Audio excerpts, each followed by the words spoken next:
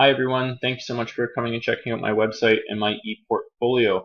On the ePortfolio, I've divided up into a few different things, starting with the home page that I have just outlined a bit of information about the university and the program itself in case anybody that comes by is unaware. On the home page, I included a quote from John F. Kennedy that says, "Leadership and learning are indispensable to each other." I think this is a really appropriate quote for this program where we are going through a journey similar to what Peter Vale talks about learning as a way of being. That's going to be ongoing, and if we can remember that as we move into leadership roles, that we need to continue learning throughout the entire process, will be really beneficial to us and to the education sector itself. I also included a little bit of information about myself, including information about my personal life and my role currently as an educator in School District 67, where I work at Penticton Secondary School. On the RRU courses page, I've included currently just some information on the EDLM525 page. My goal is to be able to go back and add some information on 501, 510, and on the future courses as well. I'm going to start by looking at 525 though. The head of the 525 page, I included a quote that really stood out for me from Osterman and Kotkamp. "The reflective practitioner must be both the actor in a drama and the critic who sits in the audience watching and analyzing the entire performance." I thought that this was a really appropriate quote not only for my ePortfolio, but also for myself as I advance into larger leadership roles within my district.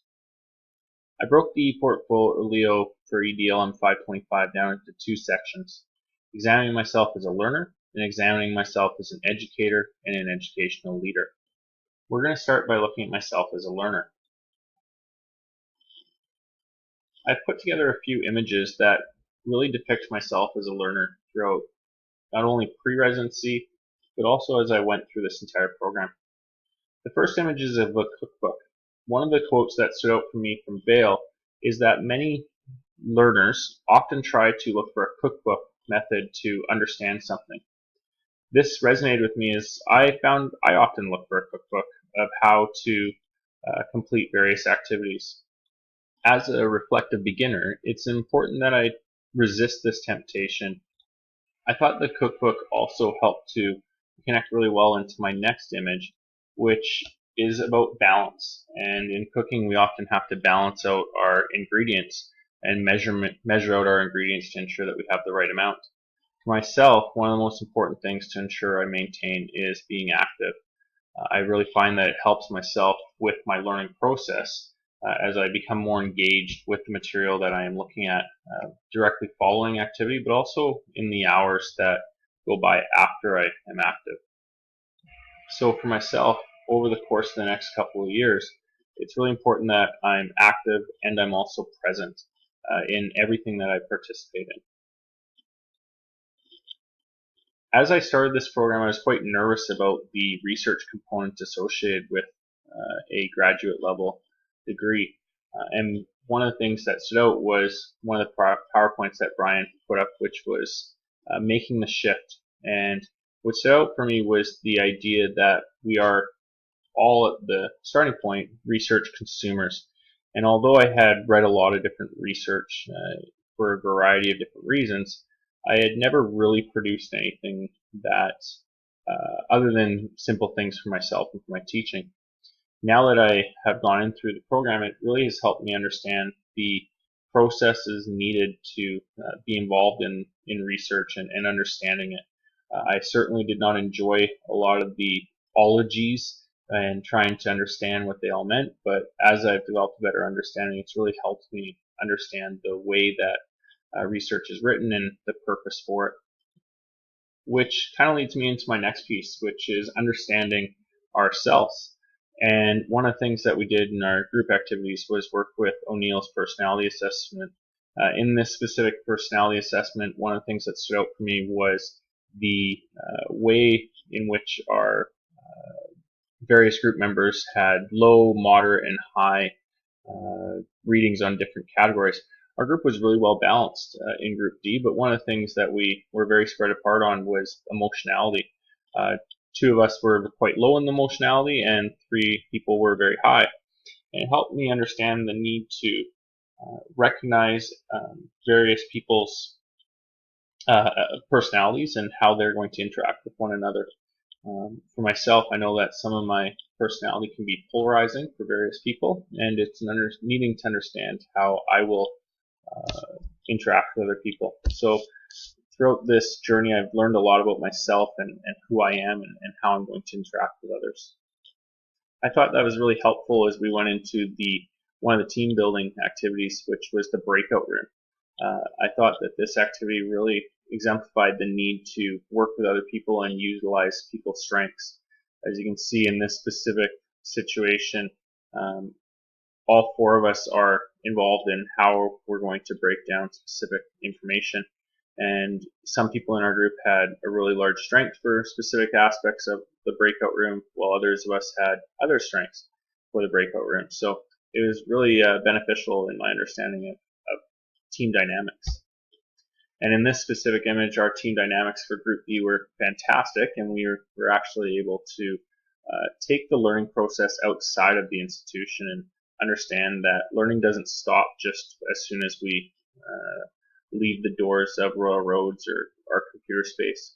So in this specific instance, we talked a lot about our group presentation, but we also developed an understanding and an appreciation for the places that each of the people come from. I really felt that the diversity of the group that I was in, as well as the entire cohort, is an awesome strength of the program. The next section that I'm going to look at is myself as an educator and educational leader. I'm going to start by looking at two assessments that we did, one from Pratt and Collins, the TPI, and the other one being Kurtman's 7 Competencies for School Leadership. I felt that both these did a really good job of giving me an understanding of where I am currently at and areas that I could grow in. As you look at on the TPI, I'm highest in the nurturing category, with closely followed by in developmental. The next thing that I'm going to go to is an image that shows a little bit about myself as an educator. I felt that this really connected well to the TPI that we did on the last image.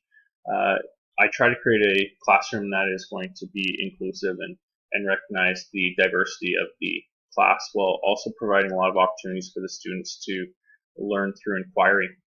All four of these images are activities that we did in the classroom during this past school year. The next image that I have here goes along with Michael Pollan's book, The Principle, 3 Keys to Maximizing Impact. The top image depicts the cyclical relationship of 4 professional capital, including decisional capital, social capital, and human capital. Down below, it's a little bit hard to see, but it's a equation for professional capital that really helped me understand the need to develop a community not only within the school for students, but also for the staff. And by doing so, we're actually going to get more out of our entire staff, which will provide a better opportunity for our students to learn. The next image that I have here goes along with that idea.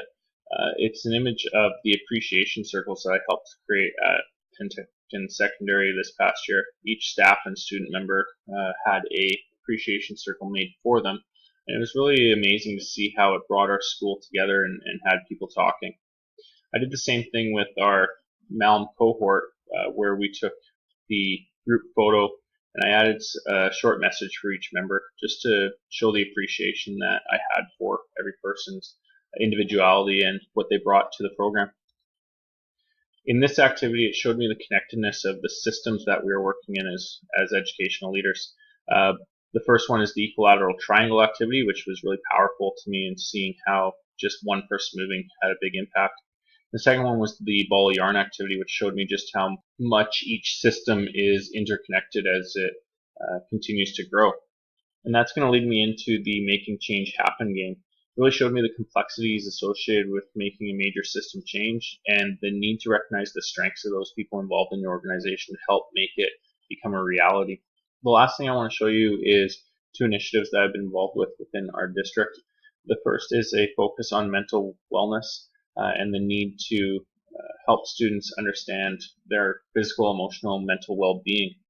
That's connected to an initiative for physical literacy that was really sparked by a book called Spark, written by John Rady, and it helps to connect the importance of physical activity for mental well-being, but also the enhancement of academic performance within the classroom. I'd like to thank you for taking the time to look at my ePortfolio. If you have any questions about any of the information that I've included, there is a reference list for the various documents that I've incorporated just into the ePortfolio, as well as a section where you can contact me. Thank you again. Take care.